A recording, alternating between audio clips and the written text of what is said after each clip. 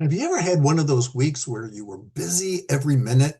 The phone kept ringing, the team kept asking questions, customers needed answers, jobs were moving, money's coming in, and then finally Friday hits and you think, did we actually have a good week? Not were we busy? Busy is easy. I mean, did we make money? Did the team perform? Are we ahead, behind, or we just hoping the bank account looks okay today? So, can I be honest? If you don't know your numbers until the end of the month, you're not really running your business, you're reacting to it. And this is one of the biggest reasons why the business still depends on you so much. So I want you to picture this. A business owner, you walk into your business early in the morning and before even the coffee kicks in, someone comes up to you and says, "Hey, can you look at this invoice?" Then someone else says, "Hey, we might have a problem from the job that we did yesterday." Or another person comes in the office and asks, "Hey, do we have enough work scheduled on the books next week?" And the owner stops, thinks for a second, and says, "I don't know. Let me check on that." Right there is the problem. Not because the owner's lazy, not because the team is bad, not because people don't care. The problem is business is still being managed by your gut, by memory, or by whoever really is making the most noise that day. But when your business is run that way, the owner becomes the decision machine, the reminder system, or the scorecard for the business. And that gets exhausting. And worse, it makes growth even harder. So because the bigger the business gets, the more expensive guessing becomes.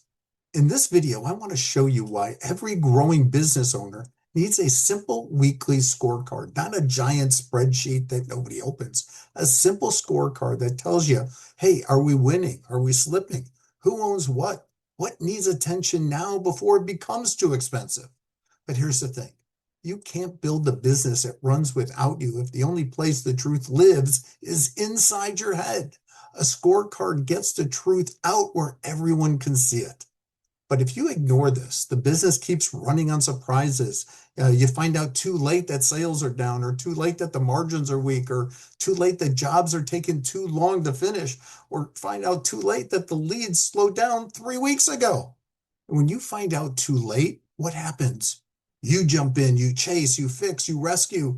It's the same movie, different week. But if you use a scorecard the right way, something changes.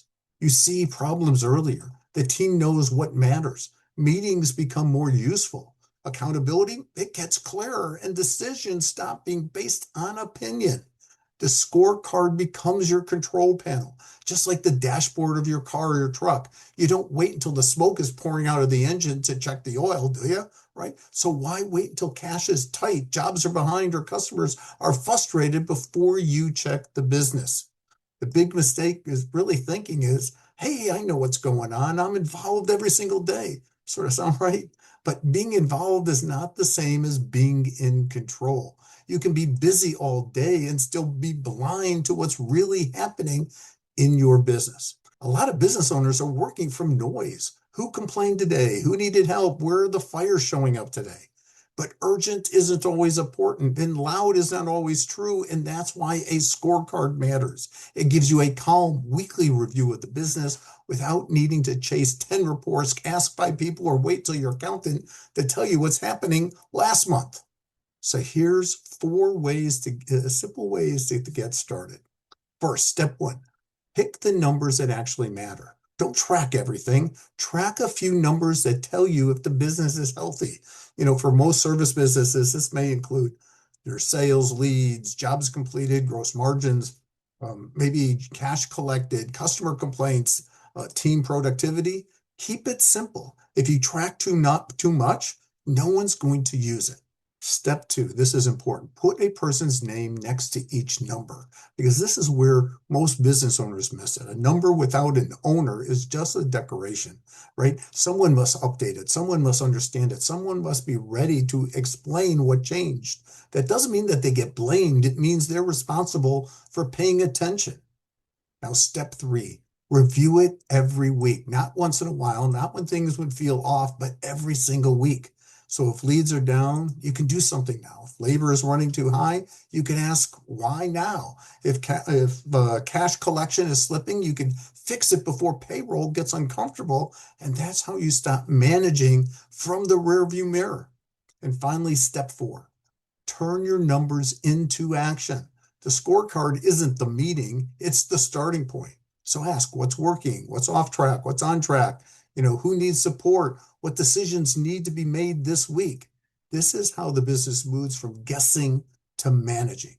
And this is where really coaching can help, because most business owners don't need another report. They need help deciding what to measure, how to keep it simple, how to turn those numbers into better decisions. And remember, you don't have to do this alone.